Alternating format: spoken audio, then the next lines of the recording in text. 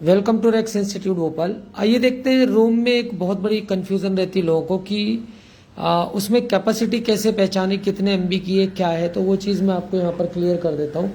तो सबसे पहले हम कैमरे में भी देखते हैं और नॉर्मल तरीके से भी देखते हैं, कैमरा ऑन करना वाला।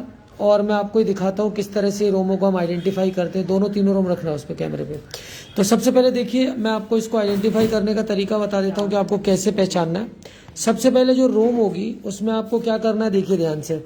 ये कैमरे पे मैं अभी दिखाऊंगा आपको। यहाँ पर देखिए, यहाँ पर कितना लिखा हुआ है। यहाँ पर लिख रहा है, ये बेसिकली यहाँ पर आपको दिख रहा होगा कि यहाँ पर देखिए जैसे लिखा है 25 वोल्ट F032M, और इस पे लिखा है 128, जो सेकंड लाइन है। ठीक है, अब ये दो चीज़ों को याद रखिए। अब इससे मैं बताता हूँ आपको।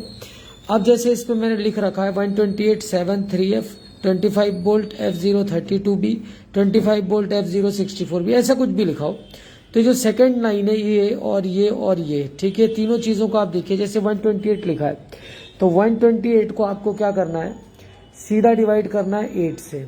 तो ये कितना आ जाएगा, 8 1 जा 8 और 8 6 जा 48। तो ये 16 MB की ये रोम हो गई। अब इस पे लिखा है कितना, 32, तो इसको डिवाइड करना है 32 डिवाइडेड बाई 8। तो ये कितना आ जाएगा, यहाँ पर आ जाएगा आपका 4 MB की रैम। अब अगर लिखा है यहाँ पर 64 MB, तो यहाँ पर आपको करना है 64 डिवाइडेड बाई 8। तो यहाँ पर कितना, दोनों रोम रखो तो कितना हो जाएगा, ये हो जाएगा आपकी 8 MB की रोम। तो इस तरह से हम रोम की कैपेसिटी निकालते हैं। इसके बाद जब हम इसमें प्रोग्रामिंग करते हैं, इसमें प्रोग्राम फ्लैश करके डालते हैं, तो जरूर आप ये याद रखें कि आप जो आपका पहले से रोम है उसका आप डाटा क्या कर लें, बैकअप में रख लें। और बैकअप में आप नहीं रखेंगे तो फिर दिक्कत खड़ी हो सकती है। इसके अलावा फिर आप नेट से उसका पार्ट नंबर डाउनलोड करें। जो भी आपके पास लैपटॉप है उसका पार्ट नंबर डाउनलोड कर, उसका पार्ट नंबर डालें। अब देखिए, पार्ट नंबर के लिए मैं आपको दिखा देता हूँ कि कैसे हमें देखना होता है पार्ट नंबर की कहानी।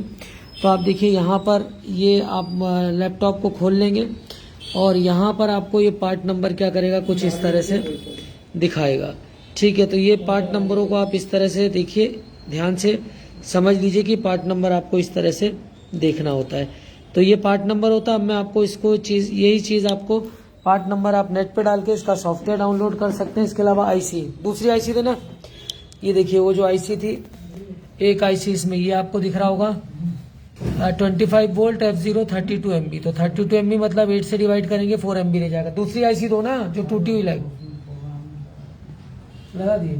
तो इस तरह से आपको ये क्या हो जाएगा, प्रोग्राम में आप ये MB कैपेसिटी आपको समझ में आ जाएगी।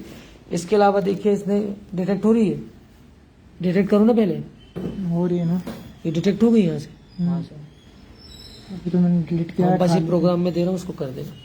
तो इस तरह से आपको ये देखिए, अब इन्होंने ये आईसी यहाँ पर 32 MB लगाई हुई है, और 32 MB को यहाँ पर ये क्या कर रहे हैं, सबसे पहले देखिए डिटेक्ट करो, क्या कर रहे हो, वो ना उसमें कुछ डाला हुआ था। तो आज मैंने जो इस वीडियो में आपको बताया वो ये बताया कि कैसे आपको रोम की कैपेसिटी निकालनी है, देखनी है, करना है।